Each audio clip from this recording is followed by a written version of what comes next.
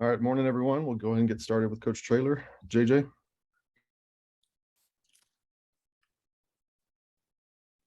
Jeff, what's just your review of this game against FIU? Defensively, we were really good. It's as good as we played. Tied a school record for most TFLs in a game. Offensively, I thought we were probably average at best. I was really proud of our offensive line again. A lot of changes up there, but just some mistakes, that I just felt like we weren't as clean as we have been. Really proud of how we ran the football, Kavorian Barnes. Good to see Dan Dishman make a really big play after not making a play the week before. Really proud of Walker Beatty, how he stepped up at left tackle.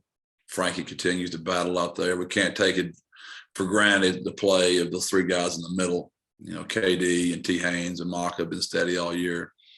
But we just weren't as clean. Special teams wise, we just weren't clean there either. And but whenever you go on the road, tough environment. They had that place rocking. Wasn't a lot of fans there. They just had a really, really loud system in there. We could hardly communicate, and got out there with a win in a tough environment.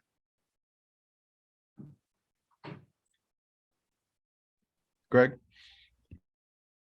Jeff, when you looked back at it, what jumped out about Walker Beatty's play and how he performed in his first start at left tackle? How limited his MAs were. We knew he'd be talented. He's a really good athlete. We were just worried about Coach McIntyre does a really good job coaching defense. They've got good pressures. He wasn't wrong much the entire night. We're really, really proud of him for jumping in there. We've been working him at guard and worked him. He had to move him to tackle just because of the rash of injuries we've had.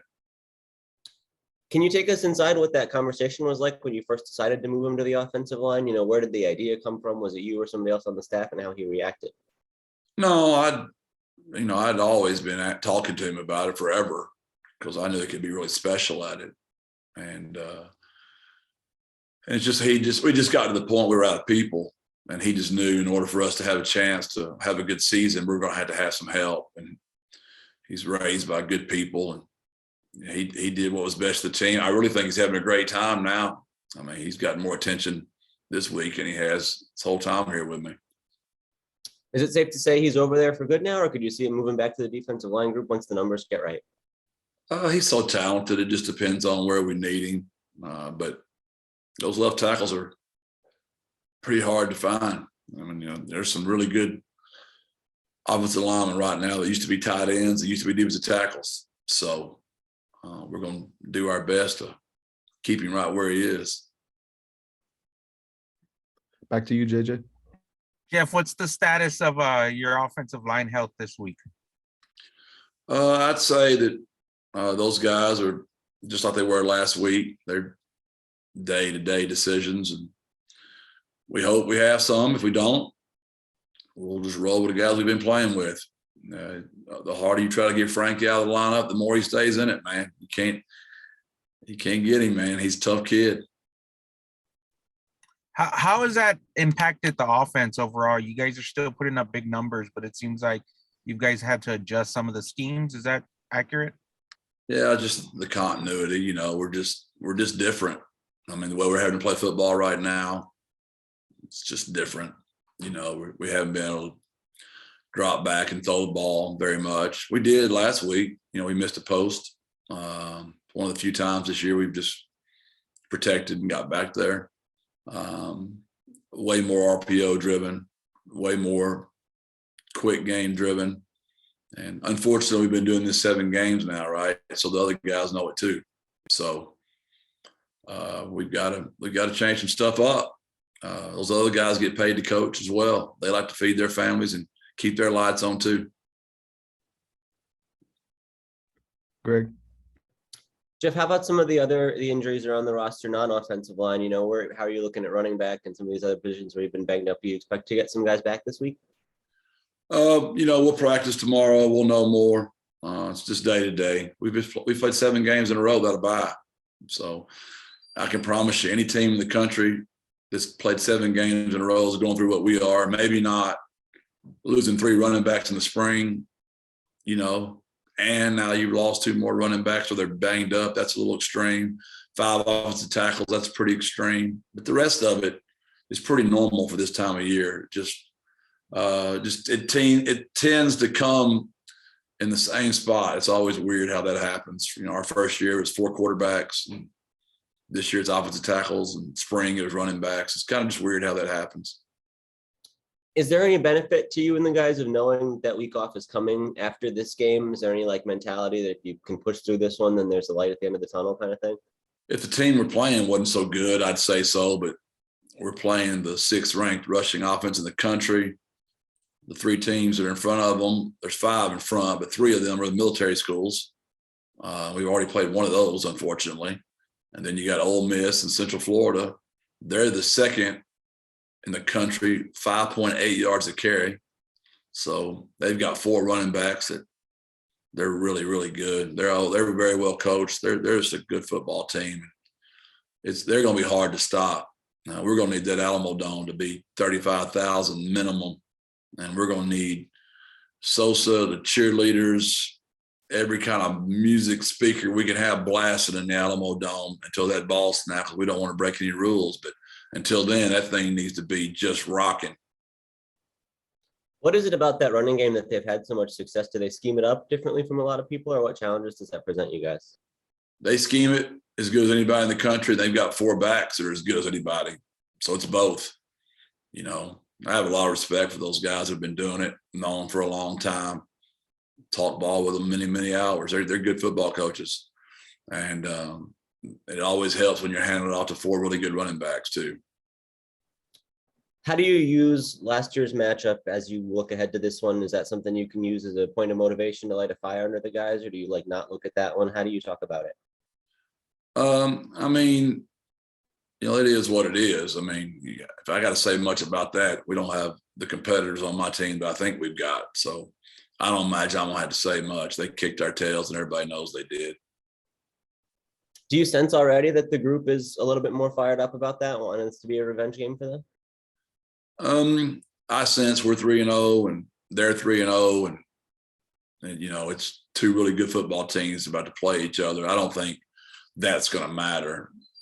If we'd have won last year, they would have won. I don't think it's going to matter this game because both teams are 3-0, right? That brings enough of its own significance into play. I don't think that's going to have any bearing from last season, except we know they kicked our tails.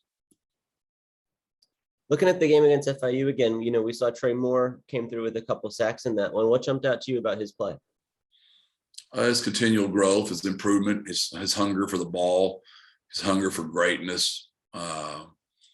He's just a winner, man. I know Larry Hill and Smithson Valley, those guys are proud of him. They should be. What are some of those ways he's improved from the start of the season till now? Obviously, getting some reps under his belt. Oh, just his awareness of formation, tendencies, offensive tackle stances, his pass rush moves have gotten better. His pressures, he's just quicker on the pressures and just getting them to the ground. So he's continued to improve. He'll be a real force before he graduates from here. Have you guys approached rushing the passer any differently with somebody like that who's kind of new to the spotlight compared to last year when you guys had, Clarence Hicks and Charles Wiley, who you knew could create pressure on their own? We're still running the same pressures. It's just we're not getting home as much. It's not like you just told Clarence and Chuck to go sack the quarterback. There's still a call up there, and they still executing a stunt. So same pressures. Just we are obviously missing some of those great defensive players, but our guys are getting better at it. We didn't rave about Chuck and Clarence their first year doing this. They were kind of like these guys are, learning their way. And I have a feeling when that whole defensive line group is back next year, these questions will be a little different about quarterback being sacked probably. JJ? Jeff, it seemed like Nick Booker Brown had a big game. What was your impression of how he played? Yeah, he was just better than the guys blocking him. And that always makes you a much better coach when your guys are better than the other guys. And Booker was better. And he won a battle he should have won, and he did.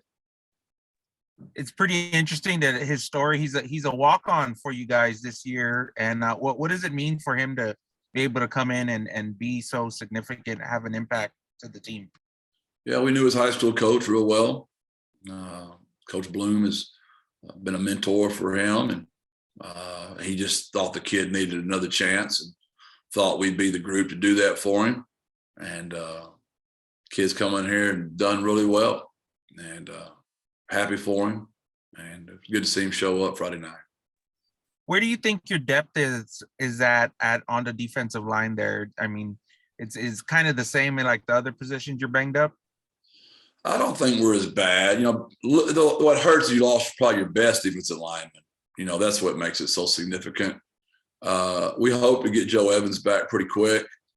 You know, Chase is coming around. He's getting more healthy. So we moved Jamori down there. And so we're that move with Jamori is going to help us, we feel like, get some more depth back in there. We like to rotate those kids, you know, and we like to be deep. We play so hard on defense. And that's a spot where you've got to be really deep to be great, especially in an odd front.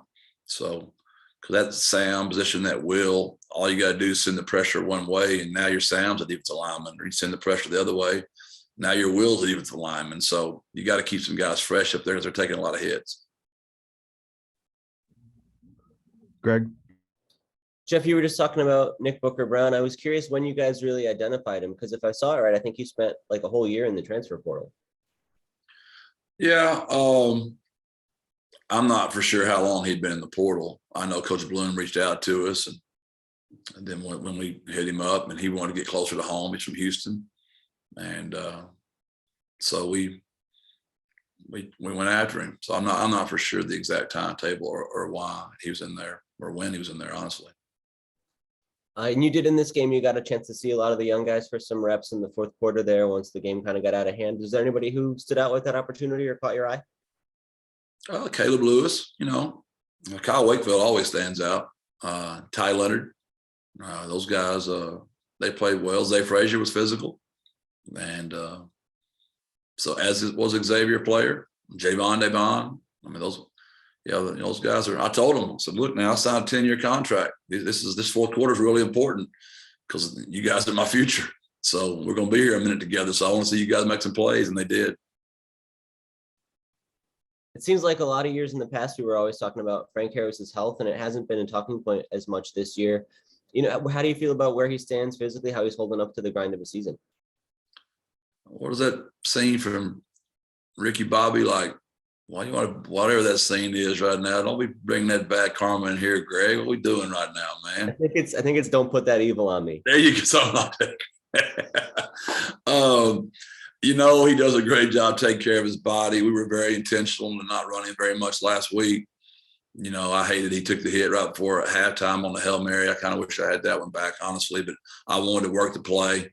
We're going to be in a bunch of close games this year, and we need to work that. So that's really the only hit he took. He ran quarterback draw once. He took a little bit of a shot. So he usually gets hit 15 times in the game. So he only got hit twice last week. So that was a way better improvement. He takes care of his body. He's strong, and we've been lucky. I mean, you got to, I mean, some of that's just pure luck. And I just love the kid, and I hope he can stay healthy. He's such a good kid. He loves his team and his city so much. He's just an easy kid to root for.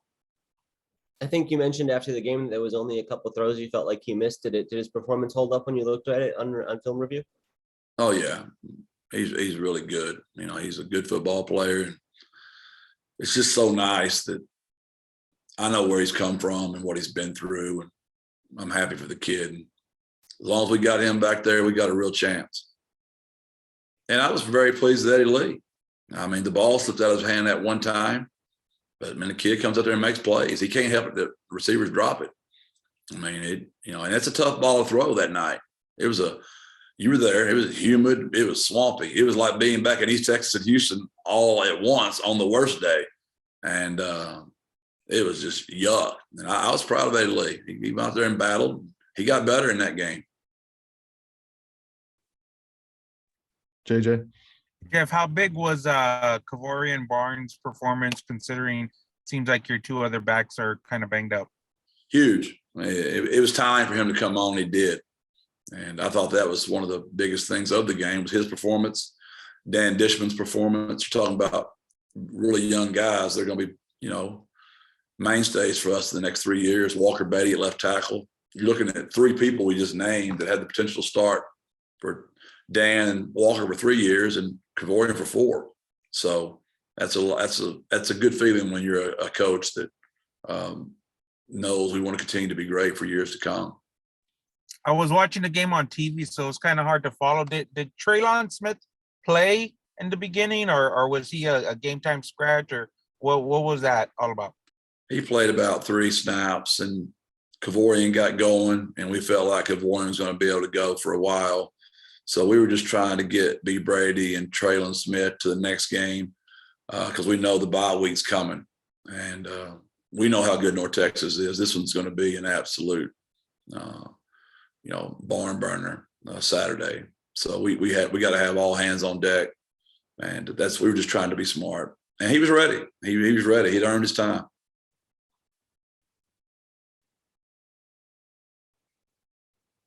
Greg? Jeff, you talked about the run game with North Texas, but is there anything that stands out about them on the defensive side that you guys have to be looking out for? Back to the run game. I mean, what helps their defense is they rushed for 475 yards last week. I mean, not 275, not 375, 475 is still a record. I mean, wrap your mind around that just for a little while. So that helps their defense. I think it starts their middle linebacker. I think he's number 1 is as good a linebacker as we've been against. 44 is a really good defensive end. 21 kid right from Converse Judson, linebacker, plays his tail off. Really impressed. Phil Bennett's been doing this forever. He's from East Texas. He's from Marshall. So I've been a huge fan of Phil's forever. And his kids play just like him. They're wild and they run around and knock the fire out of you. And as a really good hire that Seth made by getting Phil in there to take care of his defense. And he's done a fantastic job. Those kids, you can tell they're well coached and they run to the ball and they play hard. Anything else for Coach Traylor?